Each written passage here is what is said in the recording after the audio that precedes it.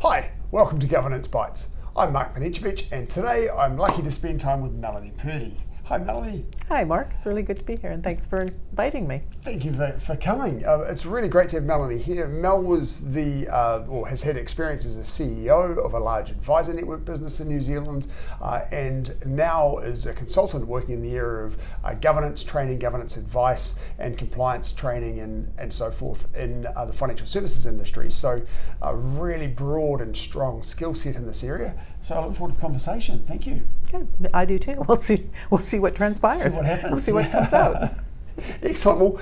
Well, you've been doing a lot of work in the space of governance and compliance as well in smaller businesses. So many people think of governance as something that boards of directors do for large businesses, where the owners are separated from the people running the business, shareholders separated from management. Is governance then relevant to small business, and how? It's very relevant to small businesses in ways possibly not as sophisticated as big boards, but in ways that are even more important for small businesses, particularly in New Zealand. Such a vast majority of our registered companies are small to medium-sized businesses. So for us to be a truly sustainable economy that both New Zealanders and global traders or customers can get comfortable with and have some assurance with, making sure that those small businesses are run with a degree of credibility and good governance, which is really just good business practice, is really important. But it's not scary. I mean, people hear the word governance and it almost sounds a bit intimidating, but if you think about it, when you buy a car, you exercise governance. You do your due diligence in finding out what your needs are as a person or a family. You look and research in the market what kind of vehicle is going to best suit those needs, and you make a decision based on what are my biggest risks or concerns, what are my objectives, and what's going to fill that. That's governance. That's doing your due diligence. Then when you buy that car, you get a warrant of fitness, and you get it tuned up once a year by the manufacturer, whoever is doing that for you, to ensure that it continues to run safely. You get the tires done. That's managing risk, which is also the role of any director, regardless of any size of business that you're operating. So it's not scary, it's really just understanding, where's my business going? What are the biggest risks to me fulfilling that strategy?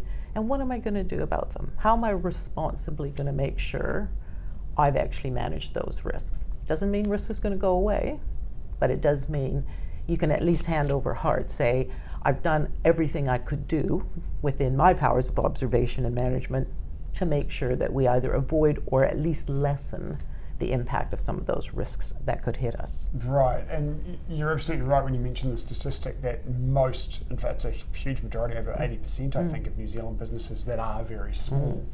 And we have a framework here where anyone essentially can start a business and become a director in 10 or 15 minutes without any knowledge of what the obligations or liabilities of a director are and what it means to run a business. And so, of course, you don't start a business being an expert in running business. You start a business being an expert in some other area, some trade or some skill set that you're trying to sell to other people. And so the skill set of running a business and governing a business is quite a different skill set for most people that are stepping into that space. So, yeah, very, very strong point there. And I love the analogy that you've given about the car, because we often talk about this concept of spending more time on the business rather than in the business, and that's a lot of what it comes down to, isn't it? Just taking a step back and considering the company itself. Yeah, absolutely. And I think one of the big challenges small businesses have in New Zealand, because they are often single directors, is ensuring that they have an appropriate amount of challenge to their governance. Larger boards have that. They've got other directors on the board, they've got their CEO or management team. So they're always what I like to call the board antagonist, someone who can say, hey, hang on a minute, have you thought about this? And that's something that single directors don't often have. And so being able to include that somehow, whether it's a really trusted mentor or even an experienced business person, a family member or friend who you can sit down with from time to time and say, this is what I'm thinking about. What do you see as potentially some of the drawbacks or the risks that I should be aware of? Too few single directors actually take the opportunity to invite that kind of feedback. And I think that that's probably a gap that many would find in our industry. And I'll give you an example. Feedback's so critical. If my business strategy, for instance, is to target a specific niche market, I need to understand what that market needs all the time. And the only way I can do that is by getting continuous feedback from my clients and from other people who represent that particular market, and having somebody potentially challenge me or give me director type feedback or advisory board feedback so that I stay relevant. The minute I stop being relevant, I lose my niche market, and that's a huge risk to the business. And it's a very small piece of governance, we'll use that word because that's what we're operating on, but it really is just good business practice to make sure that you are testing that all the time, because we know people's tastes, trends, needs change with such speed today because of our changing global economics and social, political and social needs and that type of thing, that's just a really good example of something, for instance, you'd want to make sure as a small business owner you were testing on a regular basis. And that's what effective governance looks like for a small business. Is this is what I want to do. This is what I think the risks are, and this is what I'm going to do to manage them. Now I regularly want to test. Are the things I've put in place to manage those working for me or not? How often am I going to test them? If they're a big risk, I probably want to test them more regularly than if they're a relatively small risk. And it's just understanding some of those dynamics in your business. And you're quite right, a lot of our people who are directors of small businesses, they're really, really skilled in other areas. And so sometimes what they actually grasp or understand about even their legal obligations as directors is relatively unevolved. And we certainly see that a lot with a lot of the businesses that we deal with. So I think there's two key things that I really want to take from that. One is, if you're running a business and you don't have the foundational knowledge of what your obligations are, what it actually means to run a business, then find out. Spend some time getting educated, or find a mentor or someone to work with to understand what those obligations are and make sure you're on top of them, because you are liable for them whether or not you know what they are. I mean, just Google the Companies Act 1993 and at the very least read sections sort of 130 to 145. If you do nothing else, go there and know what your base director's duties are. Absolutely. And then the other thing I think that you've brought up there that is very powerful is, if you're the sole person running this business, then get feedback. Find somebody to work with who will challenge you. Not somebody who's going to agree with you on everything, but somebody that's going to challenge you and get you thinking, so that when you are coming to make a decision, you may have framed up and said, this is what I've thought about, these are the risks that I've anticipated, what have I missed? And having that person that can come in and say, well, actually, you've kind of missed this angle, to make sure that you don't make any false, any poor steps through missing some of those key points. And it's hard to do. I'll be the first one to admit, I fall in love with my own ideas. And I think, this is it. This is going to work. This is going to be the next best thing since sliced bread. And it's really hard to imagine that I couldn't have worked it out all by myself. And it's actually a little bit scary to, put on your big boy pants and go ask someone, challenge me. Like, this is what I'm thinking. Can you see any issues with it? It's hard because, we think we've got it worked out. We think we have a really good idea. And I do get that because, I've been guilty of that where, I haven't taken feedback when I should have done. And when I did grow up and get my, stuff together and decide to ask somebody who I respected, I avoided some missteps that I would have otherwise had made if I didn't have that, and probably they saved me a lot of money and time and heartache. Right. I actually bring this right back to early school days, because I remember finishing my time at university, and when I started teaching at university, thinking how valuable it is to have somebody else read your essays before you submit them. And I think we come up through this very individualistic approach through school when you're writing essays and answers to things, that you write it and you submit it. And it's a much better approach that I would now, in hindsight, either have a parent or a friend or a colleague or someone read through it for me and give me some feedback, or alternatively, if you can, plan your time appropriately, where you write it a month in advance and then come back to it a month later with fresh eyes. So if we were to change the way that we teach our children from an education perspective to bring that need for feedback in prior to submission, it would be far more likely that when we come into things like businesses or careers, it just becomes more natural to say, hey, look, I've had a go at this, a pretty solid attempt, can you just give me some feedback on it? And that would make us much better business owners. Oh, absolutely. I could never be a writer. I would never want someone to edit my work. I think I'd feel so, proprietorial about it. And I think as business owners too, and I have run a number of businesses both in Canada and in New Zealand, in the manufacturing industry, in the health care industry, in financial, and also in retail. So I've sort of come across, a number of different types of sets of risk, if you will. And in every instance, I can honestly say the times that I actually invited input from objective third parties, I was far more successful than those that I thought, I'm going to fly this solo and I know what I'm doing. Right. So the first strong message, I think, from here is get feedback. Always get continuous feedback from someone that you trust who will challenge you. Yeah. When you're actually, currently I sit in a role where I actually assess the effectiveness of a director or a board as part of the consulting work that we might do for them. And one of the things we actually do assess is capacity. How much time or resource does this director or board have to actually look out for the governance of the business? Have they built a business plan that they review annually? Have they attended to their risk testing exercises in the business?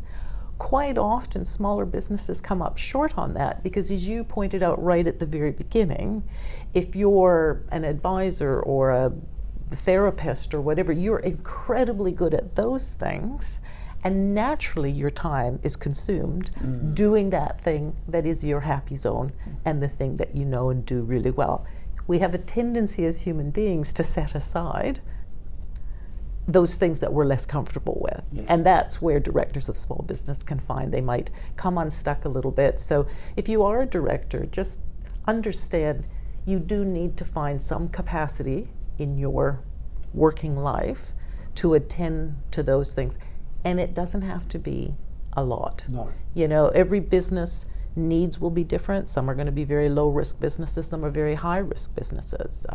Certainly something in the healthcare is probably a little bit higher risk because you're dealing with people's physical well-being. So there's a lot to consider. Whereas in retail, a fast moving retail, there's less at stake there, even though there's other risks involved. So governance for your business, depending on what it is, needn't be overly sophisticated. It can be really straightforward, but it does need to happen. Yeah, for the small businesses that we deal with in financial services, I often suggest that they start by blocking every week 2 hours in their diary, and you can flex from there. You can cut it back or extend it as you need to, but a couple of hours a week out of your 40 is a really good place to start, and it just shows that you dedicate a little bit of time and you get big results from it. Yeah, absolutely. Even if it's just a little bit of a webinar training, that you find a good webinar on something that's happening in the markets or with cybersecurity or whatever is the mot du jour that happens to be. And I mean, cyber is a good place to start, for instance, because that's a risk for everybody who handles any data, client information, for instance. Exactly. Well, exactly right. And there's all sorts of resources and opportunities to get some training in that, which is really critical because one of your responsibilities as a director in the Companies Act is to guardian the company's information. So if you're not aware of that, you might not be doing it. Now you're aware of it, so do it and take, and get some what they call continuous professional development training, because that is an obligation of directors as well, is that you're not only competent to do your role, but that you have ongoing competency that you can evidence in your role. Why is that important? if there was ever a dispute or a complaint or an issue arose, or heaven forbid, a legal pursuit of any sort, you want to be able to demonstrate that you have acted in good faith and in the business's best interest, which, heads up, those are two of your director's duties. Yes, absolutely. And in terms of protection of data, you've also got the Privacy Act over the top Yes. of that has Yep. even more detail in that requirement to protect client information. Yep. So yes, another really strong point that we made earlier as well is spend some time, if you don't know what your obligations are as a director, spend some time to learn them and get some education around this space. And there's lots available. There I mean, is. if you look, the Institute of Directors has courses, businesses like ours have courses, depending on what field you're in. There are even options available for directors on not-for-profits and various, sporting organizations and that type of thing. Yeah. So there is, you won't have to look hard to find some version of a director's training. To get what you need. And some of them are available for free, so you can start with the free ones and then pick and choose from there. So what sort of governance activities would a small business do? I think first and foremost, I'd say you want to, if you don't already have one, write a business plan. Yes. If you've got a business plan, pull it out, review it. Does it still make sense today? That business plan will be your compass to where your risks are. Identify your risks. Sit down and think, what's the worst thing that could happen to my business? How likely is that to happen? How big an impact on the business will it be? You might have 3 risks. You might have 25 risks. But identify what you think those are. And this is where having a really trusted mentor or confidant can help. So what would you see as the biggest risks to my business? Again, we get blinded by our own wonderful ideas, and we sometimes can't see those, so that's really valuable. Once you've identified those risks, then you know what your compliance assurance program or your governance calendar or your activities, whatever you want to call it, are that you need to be addressing for the year. So if my biggest risk is privacy of my client's information, clearly I want to make sure I understand what technology security I have around that. Do I have 2FA? Am I using it? How often do I or my team change our passwords? Are our passwords long enough? Are they so that they can't be hacked, etc.?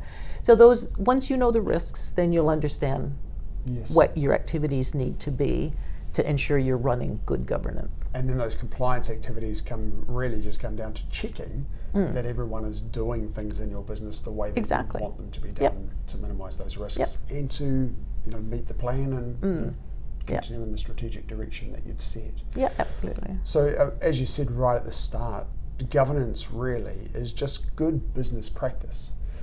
It is, as I said earlier, taking time to step back from the day-to-day operations of what you do, delivering your service, talking to your clients, and spending time thinking about where the business is going and what the risks to that are. Yeah, absolutely.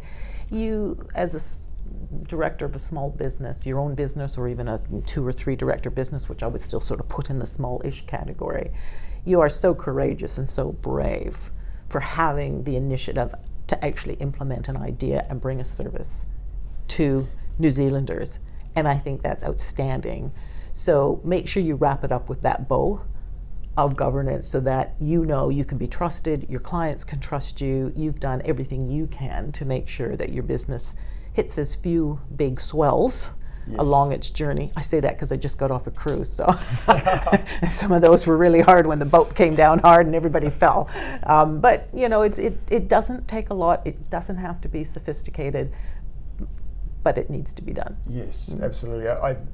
We haven't really talked too much in the detail of compliance, but that checking that everything's going well. I often describe it to people that compliance isn't something you have to do because someone else says you have to do it. That's right. Compliance is the angel on your shoulder as a director, helping you get confidence that your business is running the way that you think it is running, and even checking on yourself. Yes. You know, we talked before about getting feedback and how it's easy to make poor decisions without getting feedback on those decisions. Yeah.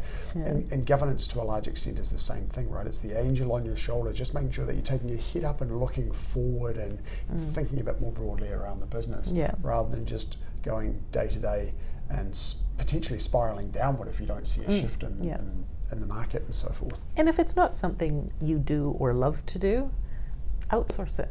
There's all sorts of, you know, consultants or professionals in the market who, weirdly, governance is our nerdy passion, and you know, we're there to help businesses with that if it's not where they want to spend their time. Yes. I often say I know how to clean my house. I know how to scrub a bathroom and make sure the toilet's hygienic, but that's not what I want to be doing. I feel I can use my time more productively looking after my clients, for instance, than cleaning my house. So I outsource that to somebody else. That's good value to me. Yes. So think about really what resources you're using most productively in your business. And this is potentially another risk for small business owners. If you do find that the time spent working out what you need to be doing and how to be doing it and doing your testing in the governance space is usurping too much of your time from clients or manufacturing or whatever it is you do, then you may want to actually consider, is the price of outsourcing that possibly better for the business than my time being distracted from that area of expertise that brought me into this in the first place. So you have to put a value on the time that you're spending doing those activities as well as the enjoyment, and think about how much is it costing, you know, if you were the opportunity cost of that time going to spend more time with clients and generate revenue for the business. If you were to carve up that chunk of time and pay someone else to do it, you'd probably generate more revenue for the business. Absolutely. Going out and spending time on productive stuff. Yeah, absolutely. So what sorts of governance skills should a director of a small business seek to attain? It's a really good question. I think first and foremost, as you know, we've already touched on, just getting some awareness around what are your duties as a director. If you understand those, a lot will fall out of that. Yes. That's going to be relevant to your specific business, whatever that is. I think too, understanding how to assess risk. A lot of people don't really understand.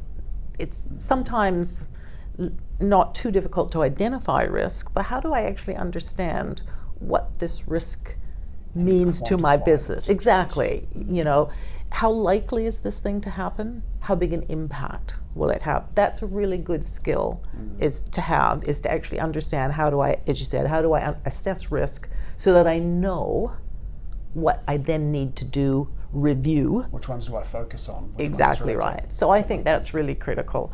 Obviously, I think understanding the general regulatory environment that your business operates in. So if you're in the financial services industry or in the real estate industry or the legal industry or the accounting industry, healthcare industry, there are a number of regulatory requirements that your business needs to meet. Yes. So you're going to have to make sure you are fully fluent in those, because in a lot of instances you need to be licensed to operate in those areas. And one of the biggest risks to your business is losing your license. Yes. So unless you have made yourself really aware in your regulatory environment, you could find that. And also the more general regulatory environment around all business as well, you know, in terms of your tax obligations, your consumer dealing obligations, fair trading, those sorts of things. It's really important to understand those too. Yeah, definitely. And this is where, as I say, if you're not sure, a little bit of Google research can go a long way, and also possibly having an hour consulting with an expert in the field who can kind of point you in the right direction if you're not sure. Absolutely, very, very important. And a starting point for some of those obligations would be your accountant or potentially your legal advisor if you have one. And, yes, and then some specific consulting from somebody who's focused on your industry would be very, very valuable. Yeah, great. So if we take then a small business that's moving, that's growing and becoming larger, and potentially at some point they may move from being management-led to more independent governance-led. What advice would you give to a business that's moving through that transition? I think creating a bit of a timeline for what strategic moves you're planning to make to get to that stage, Yes. and when. And while you might not, in your growth journey, be ready for a board of directors, most businesses can bring in a temporary advisory board consultant or business Yes. or panel of expertise who can come in and do it. Might be just for 6 months. So we're going to do this, we're digitizing this, we need to understand how we're going to get through it and manage the risk and manage the growth and manage our financial obligations as directors as well around that, of which there are some. So we don't need a long-term board of directors, but we are going to bring in for 6 months a team that'll help us do this. That team or person could have specific skills in the area that you're doing. So if it's a digital change, for instance, you might want to bring somebody who has those kind of technical skills that can actually help kind of drive and govern sort of where you go till you get to that next step. Once you get there, then you can decide what the next one is. But mapping that growth out is a really valuable exercise. And that kind of approach continues to be important for a full governance model, right? Where a business will look at its strategy, determine what its strategic needs are over the next sort of 3 to 5 years, and then ensure that they have skills and expertise in those areas around the table of the board of directors. And so this advisory board concept that you're talking about is essentially the same thing in a really almost a more agile way, isn't Yes. it? Yeah. We say, as you say, for the next 6 months, this is a need for our business, so we're going to pull somebody in to help us as a director of this business, as you say, an advisory director, so they're not a full director, for that shortened period to help us through this challenge. And then once that challenge is done, that person can leave the board and you can bring the next person in that you need for their skill set. Absolutely. Yeah, and it's a good cost-effective way to manage it as well, because it's not necessarily inexpensive to have a full board of directors, particularly for a smaller business. Absolutely. Yeah, great. Okay, well, a couple of general questions then. With your very extensive actually background leading companies and now of course training and governance and so forth, what's the best advice you've been given either as a chief executive or as a director? Well, probably the lessons I learned best were from the mistakes I made. And possibly from the mistakes other people made as well. So nothing, I think, is a better training ground than being part of possibly dysfunctional boards or dysfunctional businesses, because you understand how quickly the wheels can come off if the people and the cultures and the values aren't aligned.